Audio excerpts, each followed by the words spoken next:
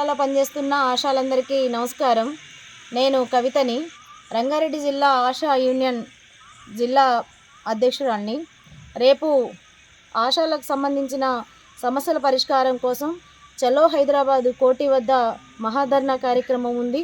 ఈ ధర్నాని రంగారెడ్డి జిల్లాలో ఉన్న అన్ని మండలాలు, అన్ని పిఎస్సీల నుంచి ఆశాలు భారీ ఎత్తున హాజరయ్యి ఆ ధర్నాని విజయవంతం చేయాల్సిన అవసరం మనందరి మీద కూడా ఉంది.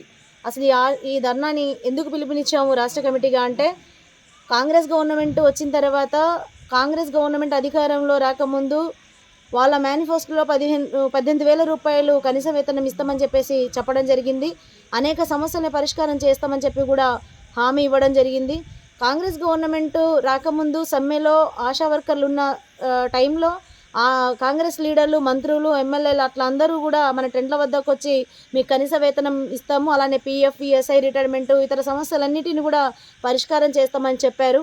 ఇప్పటికే తెలంగాణ రాష్ట్రం ఉన్నప్పుడు అనేక దఫాలుగా ఫిక్స్డ్ వేతనం కోసం పోరాటం చేశాము. పీఎఫ్, ఈఎస్ఐ, ఇతర అనేక డిమాండ్లతోటి కూడా మనం అనేక దఫాలకు కూడా పోరాటం చేసిన పరిస్థితి ఉంది. ఆ టైంలో కాంగ్రెస్ గవర్నమెంట్ 18,000 రూపాయలు ఇస్తామని చెప్పి కూడా మేనిఫెస్టోలో పెట్టారు. అది ఈ మొన్న జరిగిన ఏదైతే బడ్జెట్ సమావేశాల్లో ఆశాలకు సంబంధించిన 18,000 రూపాయల కోసం ప్రస్తావన తీయలేదు. పీఎఫ్, ఈఎస్ఐ ఇట్లాంటి ఏవి కూడా లేవనెత్తని పరిస్థితి ఉంది.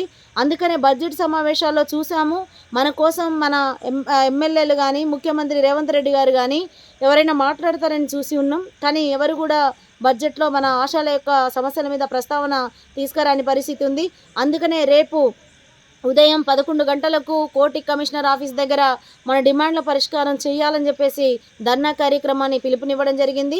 ఈ ధర్నా కార్యక్రమాన్ని ఆశాలందరూ కూడా రేపు పనులు బంద్ చేసి ధర్నా కార్యక్రమాన్ని విజయవంతం చేస్తారని విజ్ఞప్తి చేస్తూ ఉన్నా.